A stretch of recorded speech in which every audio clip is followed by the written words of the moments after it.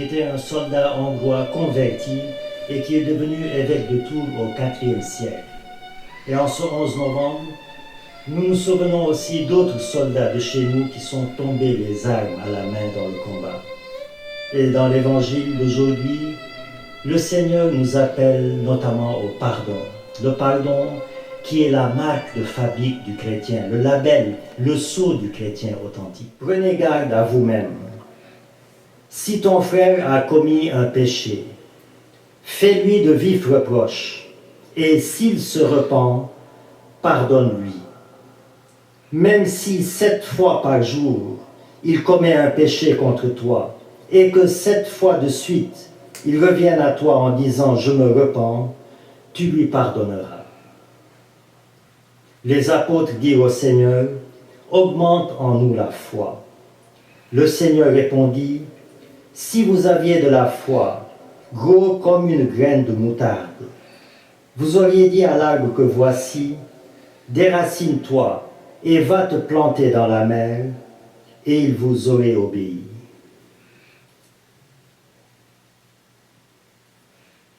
Acclamons la parole de Dieu. Louange à toi, Seigneur Jésus.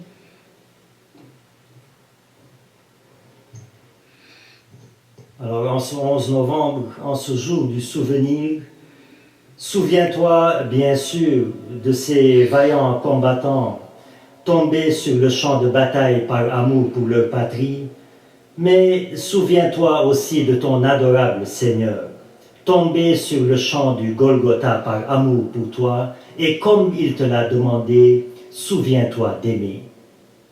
Souviens-toi aussi, bien sûr, du sang versé par ces vaillants soldats pour libérer nos pays de l'envahisseur, mais souviens-toi aussi du sang de Jésus-Christ versé pour libérer ton cœur de la haine, de la rancune et du mal. Et comme il te l'a demandé dans l'évangile d'aujourd'hui, souviens-toi de pardonner. Souviens-toi donc d'aimer et souviens-toi de pardonner. Car pour pardonner à l'autre, il me faut d'abord aimer Dieu. Le pardon que j'accorde à l'autre est d'abord une émanation de mon amour de Dieu. Je ne peux puiser le pardon que dans une source d'amour divin, sans lequel il est humainement impossible de pardonner à une personne qui m'a profondément blessé. Mais bien sûr, pour pardonner à l'autre, encore faut-il que l'autre demande pardon et soit disposé à accueillir mon pardon. Je ne peux pas pardonner à une personne qui ne demande pas pardon, tout comme Dieu ne peut pas pardonner à quelqu'un qui ne se repent jamais de ses péchés, qui ne demande jamais pardon. Alors le pardon nécessite une double ouverture des cœurs. Ouverture de mon cœur à l'amour de Dieu pour pouvoir pardonner, pour avoir la force de pardonner, et ouverture du cœur de l'autre au repentir pour demander pardon. Et c'est dans la conjonction de ces deux ouvertures que s'opère le pardon authentique, le pardon véritable.